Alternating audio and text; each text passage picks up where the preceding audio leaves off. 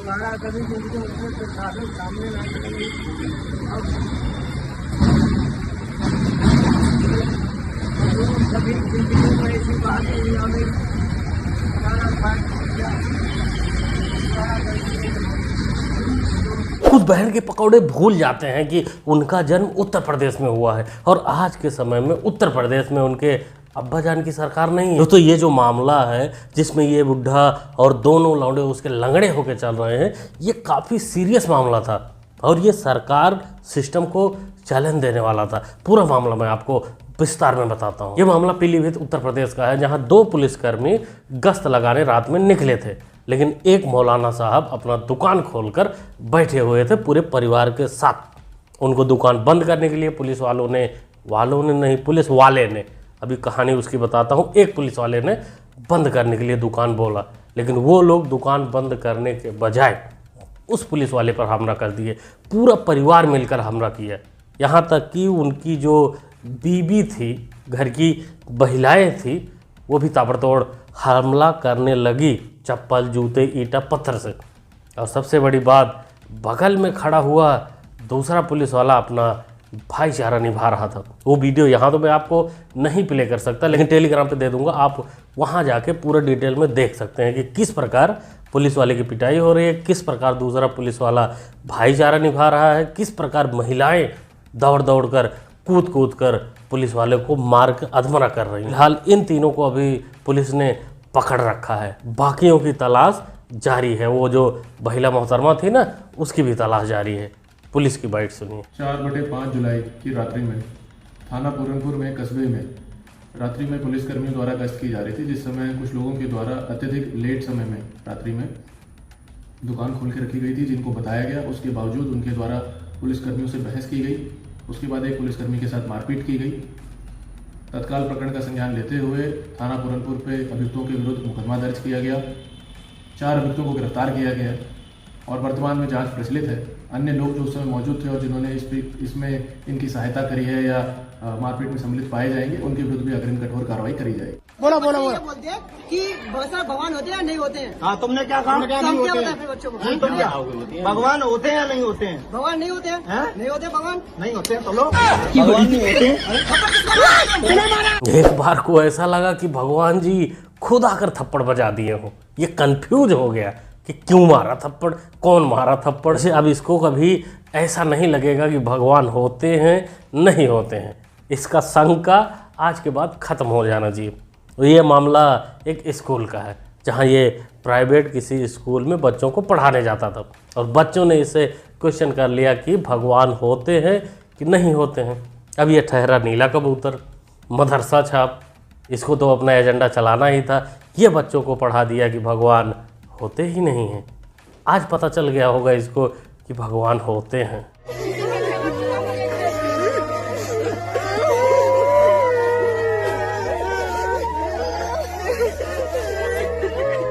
ताजिया को कुशीनगर के जो ताजिया परमिशन नहीं मिलने की वजह से हटाया जा रहा है, जगह खाली करने की बात हुई है। प्रशासन के द्वारा बोला गया कि आप लोग जगह खाली करिए। जगह खाली कराने की बात हुई थी। देखिए, लोग जगह खाली कर रहे हैं, लेकिन महिलाओं के अंदर बहुत गुस्सा है। लोग रो रहे हैं, चिल्ला रहे हैं, कह रहे हैं कि ताजिया को नहीं हटाया जाए। देखो जी, सरकार यूँ कहे तो बाबा जी इन लोगों पर काफ़ी कर रहे हैं अत्याचार। जब ये बेचारियाँ ये जो रो रही हैं, बिलख रही हैं, इनको हाई टेंशन तार से लटक कर चिपक कर अपनी जान देनी ही है, तो बीच में सरकार अपना टांग क्यों अड़ा रही है। ये जो मोहतरमाएँ रोने वाली एक्टिंग कर रही थी, वो 20 या 30 रुपए वाली ही है, 50 रुपए वाली भी नहीं है। वैसे ये मामला बताने से पहले ये वीडियो पहले देखो, तब पूरा समझ में आएगा। अशफाक जी, ये ताजिया है, ये कहाँ का ताजिया था? ये बालूडिया था। बालूडिया का? कैसे गिर गया? अरे वो हाथ से स्लिप हुआ थोड़ा, बस इसी से करने के लिए हाथ से छूटा। फिर उसके बाद क्या हुआ? इसके बाद क्या, फिर सब तीली थी टूटती चली गई। अच्छा, ये तार के ऊपर गिरा है क्या? हाँ, तार के ऊपर। इसमें कोई हताहत नहीं, कोई नहीं, कुछ भी कोई नुकसान नहीं, कुछ नहीं हुआ, किसी को नुकसान नहीं हुआ। नीचे कितने लोग थे? अरे वहाँ पे कम ही लोग थे। बिल्कुल किसी को कुछ नहीं हुआ और तुम लोगों की किस्मत बहुत अच्छी थी कि किसी को कुछ नहीं हुआ, क्योंकि उस समय उस तार में लाइट नहीं थी।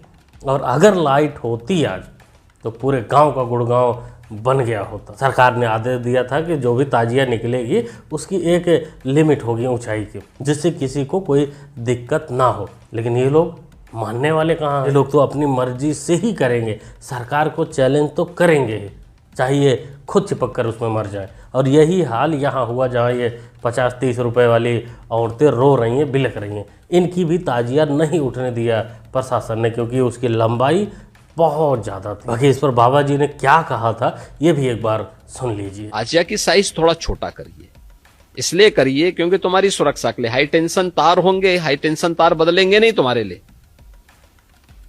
उसके साइज कम करो क्योंकि हाई टेंशन की चपेट में आओगे मर जाओगे। यही चीजें इन लोगों को समझ में बिल्कुल नहीं आती। इनको लगता है कि सरकार ऐसा करके इनके त्योहारों को बैन करना चाहती है, त्यौहार नहीं मनाने देना चाहती है। परमिशन ना मिलने पर इनकी सेफ्टी को ध्यान में रखते हुए अगर सरकार परमिशन नहीं देती है तो ये फिर जबरदस्ती करते हैं, और फिर जब ताजिया नहीं उठती है बिलखते हैं। चंद्रशेखर आजाद साहब को मुख्यमंत्री बनाने का काम करेंगे। जब हमारे भाई चंद्रशेखर आजाद मुख्यमंत्री बनेंगे तो हमारी आवाज को सदन से लेके नकलू तक उठाने का काम करेंगे। कहाँ से कहाँ तक कबूतरे?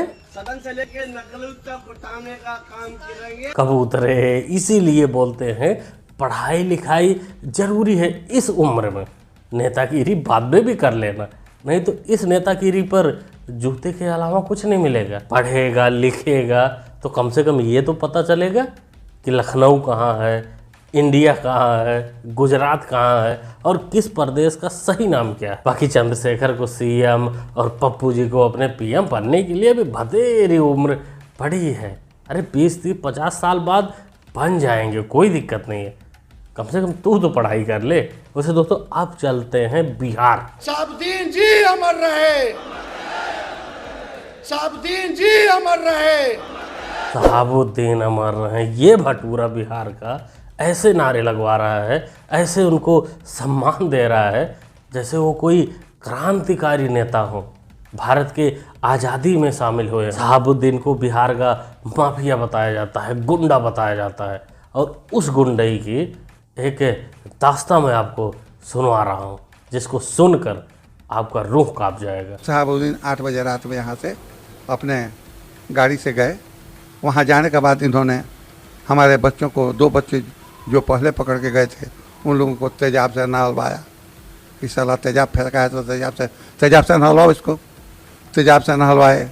उसके बाद जब वो उनकी स्थिति खराब हो गई या किसी तरह से गिर गए, पड़ गए, तो या तो जिंदा कटवाया हो या गोली मारने के बाद कटवाया हो, उनको टुकड़े में कटवाया और उन दोनों बच्चों को टुकड़े में कटवा के अब बोरे में डाल करके और नमक डाल करके कहीं फेंकवा दिया। अब फेंकवा दिया कि कहीं गड़वा दिया, भगवान जाने। इतनी चीज़ जो है हमारे एक लड़के ने देखा जो ये भी उनके कब्जे में था और कहा था कि इस साले को रखो। शहाबुद्दीन ने कहा कि ये साले को रखो, इसका बाप आएगा, इसके मुंह में इसका बाप आएगा। ये अत्याचार उसका था और आज के समय में इस बिहार के भटूरे के नज़र में वो मसीहा बना हुआ है, जयकारा लगाया जा रहा है उसका। अरे आने वाले दिनों में जब लालू जी नहीं रहेंगे इस दुनिया में, तब इनके लिए भी जयकारा लगाया जाएगा कि बिहार के सबसे ईमानदार नेता श्री लालू प्रसाद यादव अमर रहें। किसी के पेट पे लात मारने जा रहे हैं, किसी का अनाज छीनने जा रहे हैं, किसी का थलिया भरा हुआ छीन के हम अपने खा रहे हैं बैठ के। हम जमीन से जुड़े हुए रहते हैं, इसलिए सब हमको टारगेट करता है। वो सब भूल गया है, वो सब जानता है कि असली लालू यादव यही है, जमीन से नीचे वाला धरातल को उठाने का ही काम करता है। अच्छा, आप में लालू का अक्स दिखता है इसलिए लोग आपसे खौफ हम खाते उनके हैं। पुत्र रहेंगे तो किसका अक्स दिखेगा? मोदी जी का। अरे भाई हर जगह नहीं, हर जगह मोदी जी को तुम घुसा दे रहे हो। अरे इस काम के लिए तो लालू जी काफ़ी थे ना, उतना तो पावर थी उनमें, इसीलिए उनके जैसा दिखते हो। बाकी अम्मी जान कुछ और ही कह रही हैं, उनको भी लगता है कि हर जगह मोदी जी का ही हाथ है। ये सुनो। छोटा घर हो चाहे बड़ा घर हो, सबके घर में लड़ाई है, सबके घर में बंटवारा है भाई भाई में। तो ये हमनी के दूसरे के लोग क्या करेगा? ये तो ऐसा जुगे आज बाबा, आज जुगे आ गया मोदी, जुगे आ गया मोदी।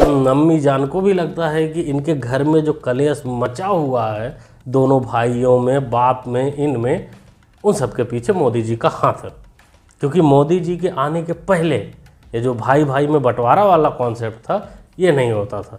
ये 2014 के बाद ही ये कॉन्सेप्ट चालू हुआ। यही हाल रहा तो एक दिन चमचे उठ कर आएंगे और सामने बोलेंगे कि अरे वो चमचे की बात हो रही है जो दिल्ली में झुग्गी, जिनको झुग्गियों से हटाया जा रहा है, भगाया जा रहा है, अवैध कब्जाधारियों को, वो सामने आकर बोलेंगे कि ये जो 20-20 बच्चे हमने पैदा किए हैं इसमें भी मोदी जी का हाथ है। वाह मोदी जी वाह। अगर अखिलेश जी करें कि हम शूद्र हैं तो उनका नाम राम मनोहर लोहिया जी को पढ़ लें।